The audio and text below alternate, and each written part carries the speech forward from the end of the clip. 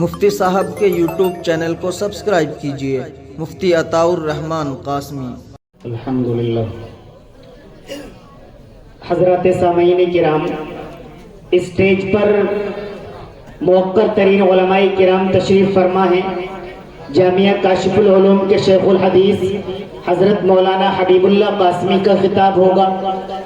سہارنپور سے تشریف لائی عظیم شخصیت حضرت مولانا شاہد مظاہری دامت برکاتہم العالیہ، خلیفہ و مجاز حضرت مولانا عبدالستار صاحب بوڑیوی دامت برکاتہم العالیہ، حضرت تشریف فرمائیں، حضرت کا خطاب ہوگا۔ میں تقریباً یہاں میزبان کی حیثیت رکھتا ہوں، اس لیے بہت مختصر منتظمین کی جانب سے کچھ جو ذمہ داری ہے اس پر میں بات چیت کروں گا انشاءاللہ تعالی، اور بہت جلد اپنی جگہ لوں گا۔ خطاب تو ان حضرات ہی کے ہوں گے۔ الحمدللہ نحمده ونستعینه ونستغفره ونؤمن به ونتوکل علیہ ونعوذ بالله من شرور أنفسنا ومن سيئات أعمالنا، من يهده الله فلا مضل له ومن يضلله فلا هادي له۔ قال الله تبارك وتعالى في القرآن المجيد والفرقان الحميد: يا أيها الذين آمنوا ادخلوا في السلم كافة ولا تتبعوا خطوات الشيطان۔ وقال النبي صلى الله عليه وسلم: المسلم اخو المسلم۔ ایک ہو جائیں تو بن سکتے ہیں خورشید مبین، ایک ہو جائیں تو بن سکتے ہیں خورشید مبین، ورنہ ان بکھرے ستاروں سے کیا بات بنے۔ معزز سامعین کرام، اللہ تبارک و تعالی نے قرآن کریم کے ذریعے ہمیں پیغام دیا ہے کہ اے ایمان والو، ایمان کے اندر پورے داخل ہو جاؤ۔ اگر کوئی شخص کسی کمرے کے اندر ایک پیر رکھ کر یہ کہنے لگے کہ میں پورا کمرے میں داخل ہوں، تو وہ پورا کمرے میں داخل نہیں مانا جائے گا۔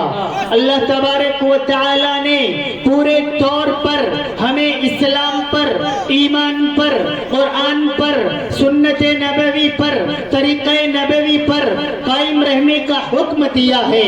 اگر کوئی یہ سمجھتا ہو کہ میرا نام محمد احمد ہے، بس یہ کافی ہو گیا۔ اگر کوئی یہ سمجھتا ہو کہ میرا نام عبداللہ ہے، بس یہ کافی ہو گیا، تو جان لو یہ کافی نہیں ہو سکتا ہے۔ ہو سکتا ہے کہ یہ آپ کو جنت میں لے جانے کا سبب بن جائے، لیکن جو آپ نے اللہ تبارک و تعالیٰ کے احکامات کو توڑا ہے، جو آپ نے قرآن کریم کی آیات پر عمل نہیں کیا ہے، جو آپ نے سنتوں کو توڑا ہے، جو آپ نے سنتوں کو جنازے نکالے ہیں، ان کے عوض، ان کے بدلے آپ کو جہنم جانا پڑے گا۔ تو میں عرض یہ کر رہا ہوں کہ پورے طور پر اسلام کے اندر داخل ہونا لازمی ہے۔ اس بہت سارے عناوین ہیں جن پر گفتگو کی جا سکتی ہے، علماء کرام کریں گے انشاءاللہ تعالی کہ اس عنوان پر نماز پر بھی بات ہونی چاہیے، روزے پر بھی بات ہونی چاہیے، زکوٰۃ پر بھی بات ہونی چاہیے، حج پر بھی بات ہونی چاہیے، والدین کے حقوق پر بھی بات ہونی چاہیے، پڑوسی کے حقوق پر بھی بات ہونی چاہیے، ناچ گانے کے خلاف بھی بات ہونی چاہیے، سود کے خلاف بھی بات ہونی چاہیے، زنا کے خلاف بھی بات ہونی چاہیے، چوری کے خلاف بھی بات ہونی چاہیے، ڈاکے کے خلاف بھی بات ہونی چاہیے۔ تمام تر عوامین ہیں جن پر بات کر کے تمام عناوین کو یکجا جمع کرنا، ایک اجلاس میں تمام پر گفتگو کرنا، یہ ایک ناممکن بات ہے۔ لیکن آدمی کامل مومن تبھی ہو سکتا ہے جب ان تمام پر عمل کرنے والا بن جائے۔ ان عناوین میں ایک اہم عنوان اتحاد ہے، اتفاق ہے، آپسی بھائی چارہ ہے۔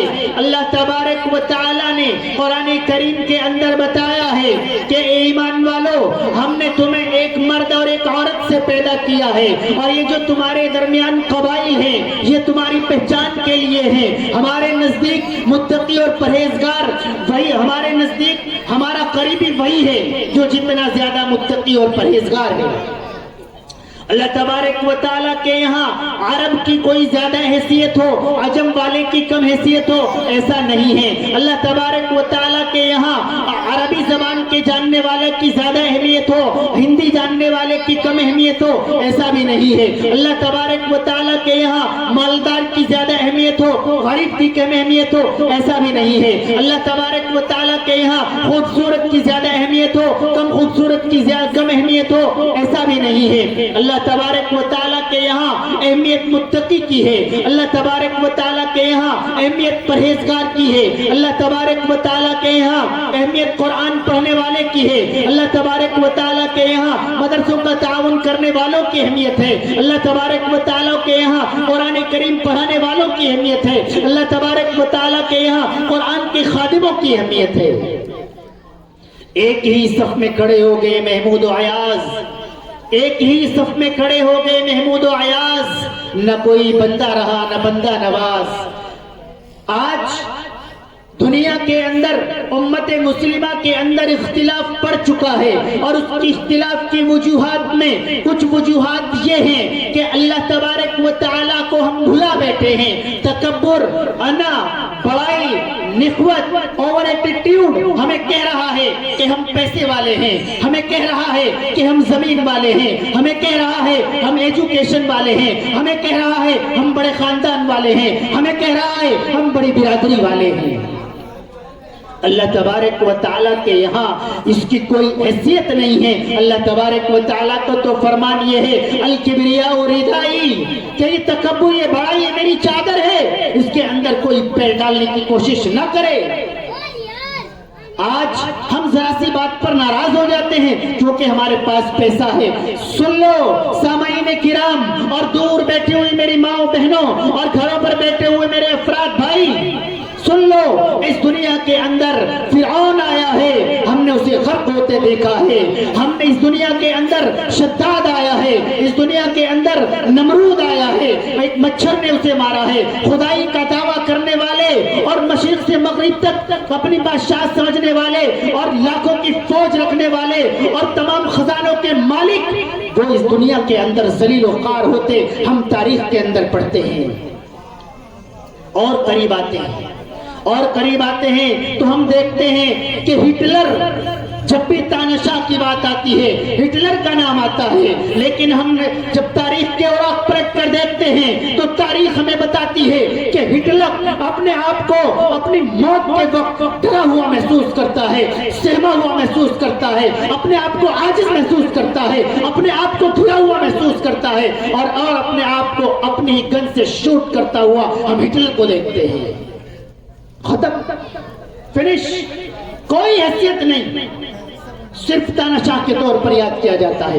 نہیں باقی رہی اس کی طاقت، نہیں باقی رہا اس کا غرور، نہیں باقی رہا اس کا گھمنڈ، نہیں باقی رہا اس کا تکبر۔ اور آگے آتے ہیں، ہم نے سپر پاور روس کو افغانستان کے پیروں تلے کچلتے ہوئے ابھی 20 سال پہلے دیکھا۔ اور قریب آتے ہیں، ابھی بالکل ابھی 1 سال پہلے ہم نے سپر پاور کو پھر مجاہدین کے پیروں تلے رونتے ہوئے دیکھا۔ تو کسی کی طاقت باقی نہیں رہی ہے، کسی کا تکبر باقی نہیں رہا ہے۔ ہم اور آپ کیا چیز ہے؟